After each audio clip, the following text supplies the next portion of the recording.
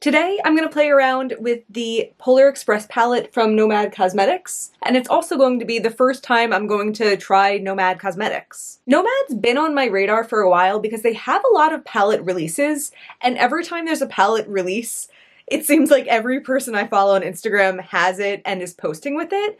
I've been a little bit tempted before. I think the closest I got was during their Verona palette release. I really liked some of the shades they were revealing, and then when they showed the full palette, I was like, eh. And I think since then, I've kind of felt like maybe the formula is not exciting enough for me, or maybe the color stories aren't interesting enough for me as someone with a large makeup collection. But I went to the Creators and Friends holiday party, which I believe I just recently posted a vlog going to and to get ready with me talking about. And at the party, I was able to take home a gift bag. So I was able to acquire some new makeup that I didn't choose to acquire myself, you know? And when I opened this, again, I haven't used it yet, but I did take it out of the box that night just to ponder at it. I thought it looked really nice. You can't tell everything about a formula from looking at it in the pan, but you could tell more from looking at it in person than you can tell from looking at it on the internet. And with a lot of indie makeup, you never have the opportunity to see it in person until you've already committed to it. So all that to say, I was impressed by the look of it when I took it out of the package, and I'm excited to try it out. I'm hoping it's going to be awesome. I know they have a lot of loyal customers, and I guess I'm curious to find out today if the product is good enough to warrant that. I also really do like the color story. It's kind of up my alley. I've really been interested in blues this year, and I also love when palettes have neutral building block shadows, so I can create a look that's not just bold color all over. And I like that there's some warm toned options in here too, because although I'm attracted to the look of cool tones in palettes, I don't often make looks that are exclusively cool tones. So because I have absolutely no idea of what to expect with the pigmentation or anything, I'm gonna start with doing some swatches, and then after that we'll put it on my eyes. One more thing before I start digging my little paws in here, there is so much detail on each of the shadows. I've seen before in palettes a couple of them having unique stamps, but nearly all of them do.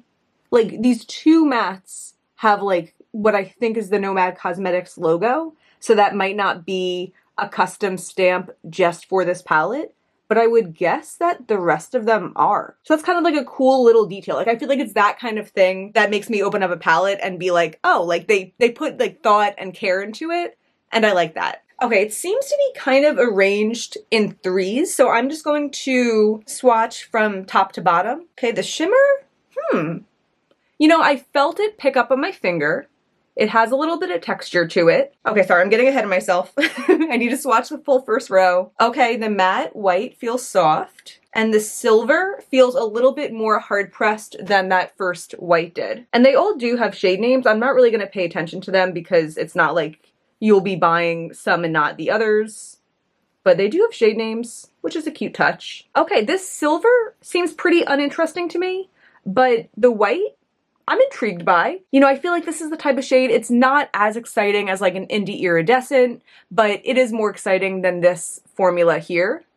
And the matte swatched really nicely. Here's the next column, which are these three blues. They're really soft shadows. I'm hoping that they won't have fallout despite that though, because often when shades have a lot of fallout, you can tell in the swatches, and these aren't falling out in the swatches. And also in the pan, you could tell that or I hope you could tell, this blue here, you could see how it really smushed the imprint when I put my finger in because it's soft, but it didn't flake away. So that is a good sign. That is a good sign. I want my mattes to be pigmented and soft, but not messy. The next row was three shimmers, and swatching them, they didn't feel quite as hard-pressed as that silver did, but they were definitely more hard-pressed than this white up here. The color choices are really pretty though. I feel like this shade of taupe is very popular, and I don't think I really have many of them in my collection. So I'm excited for that, and this shade does look pretty also. This blue, I don't know, maybe it's a little duochromatic, but for some reason that shade kind of excites me less. And the formula in the blue looks nice as well. The next three are mattes again, and they feel Very soft. Ooh, I like the color of that one. Ooh, I'm tempted to just do like a neutral look, but that might be too boring. But like these two colors look so nice, and this one looks so nice. This is one of the shades that like I don't really know what I would do with. Maybe it would be like a blending shade, but I don't really tend to do that. Or maybe if I mix these two together, I would achieve a similar transition shade to what I usually use. And then the final three are the warm row. And these look nice also. These shimmers felt similarly pressed to these shimmers. I don't know if they're as sparkly though. Actually, this gold probably is. I don't think this reddish one is. And this also looks like it might be a little bit more flaky than we've seen from other shadows, but nothing I'm too concerned about. I think my biggest concern with this shadow is that it's not going to be shiny enough and it's going to be kind of like two of the same on the eye. I am feeling pretty inspired by the color story. Like I'm seeing a lot of different paths I could go down. I could do a look that's predominantly blue and then put in a warm accent. I could do a look that's predominantly warm and put in a blue accent. I'm kind of leaning towards using the neutrals because I don't want to shy away from what intrigues me, but also adding in some blue elements. So I think that's the game plan for the look. Okay, I have my eye primer on, and I think just for fun, I'm gonna start with this one that looks like it might be too light for me. It actually looks very gray on camera, but I feel like here it looks more of like a cool toned neutral. So we'll just do a little dab of that and see. I am having some powder kickback when I tap my brush in. Maybe that's the difference that I wasn't realizing I would have before, that like when I swatch with my finger, I'm smoothing it, but when I dip in with my brush, I'm kind of like disrupting it. So these might be fallouty shades after all. Yeah, I'm seeing a lot of powder in the air. And this shade doesn't really do much for me up here. But we'll do it on this eye because we did it on the first eye. Like it looks like someone's smoking in here. And unless my cat picked up a bad habit, I think it's the shadow. Okay, let's try with the one below it, which is Hot Cocoa, which is a shade that I think looks really pretty. Fallouty also. But I am concerned that it's going to be too deep, but maybe because we already laid down that other one, they'll kind of like get together a little bit. Okay. Okay, that's not bad at all, actually. I did go in very carefully, but I'm happy that I'm not like seeing fallout under my eye or anything. So far this crease is looking a lot more cool toned than I normally go for. I'm curious, like it makes sense because most of the shadows in here are cool toned, but I'm curious if this darker brown would have been so cool had it not been like blended into a shadow that looks more gray, because this does not look like that. I'm trying to decide if I want to do more browns or if I want to just go blue from here. Let's do a little more brown. No, let's do blue and then go back to brown. That's what we'll do. Okay, I'm going to use probably the two lighter blues, and I want to add them in kind of like a halo. Yeah, all of these mattes that I've tried so far with my brush have been extremely powdery. But like, I don't know. I mean, all right, I guess there is a little bit of fallout. So I was gonna say, what kind of magic is it though that like, that powder's not landing on my face? Or maybe I just haven't gone in heavy enough or with a dark enough shade to really be like, to really raise the alarms yet. This blue looks very pastel on the eyes. Pretty shade though. And it is maintaining its vibrance in a way that usually a shade that's this white based doesn't. So we'll see if that's an issue with it blending into other shades or not. That's pretty. Like, I feel like I could just do this shade all over. I've been really interested in Mob Beauty recently. I just ordered some new products during Black Friday, and I literally actually just got them today, but I haven't played with them yet. But when I was looking through like their Instagram and like tagged photos and stuff, and I even looked on TikTok, I even went that crazy. A lot of people were using a cream shadow from them that was like a bright blue all over the eyes, and it looked like really fresh but also very retro, and that shade reminds me of this, so I feel like I might want to do that look with this shade sometime. Okay, let me try the next blue down. That's a really pretty shade too. Does that look like, Maybe they do look exactly like they did in the swatch.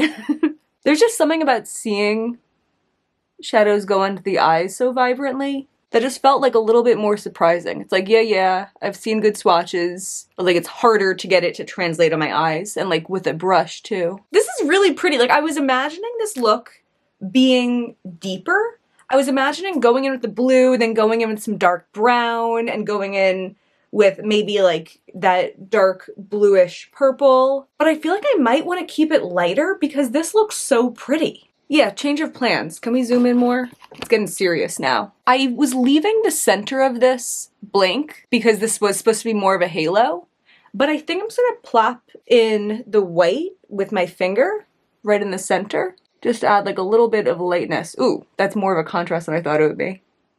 All right, blending it with my other finger that has no product on it. Okay, doing it again. Why does this eye look so much better than this eye? I feel like this eye got a little bit muddy in the crease, but this one didn't. I swear the same person did the makeup on both eyes. Yeah, that's so funny. This one looks so much worse.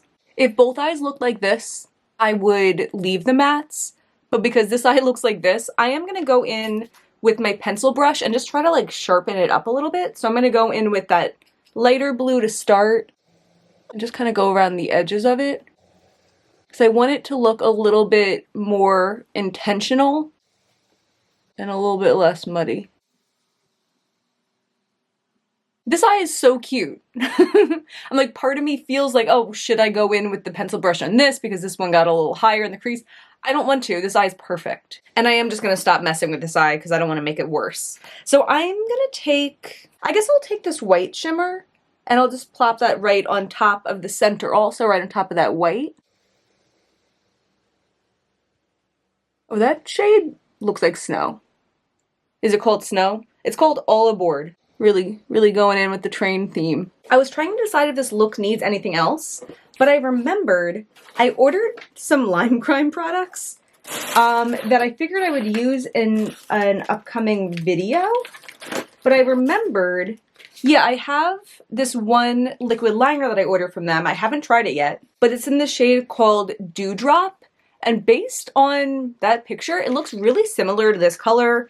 And I wonder if I could try to do like a really thin line of this in the crease, because I think that kind of thing also makes it look neater and like more intentional. The flip side though is that if I try this and I mess it up, it looks even worse. And I don't know anything about this formula. Okay, I think I can handle that.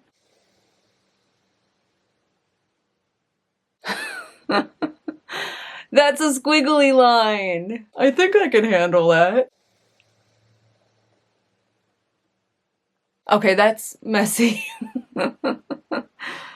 This is my first time doing makeup. You know, to put it into perspective though, from back here, all is forgiven. Anyone that sees me from this far away will be like, oh, she's wearing blue eyeshadow. I'm gonna pass myself in the mirror and I'm gonna be like, oh yeah, I put on blue eyeshadow today. Only my boyfriend sees me this close up and he has no idea what I'm going for with my makeup anyway. So let's just do the same whatever on this side.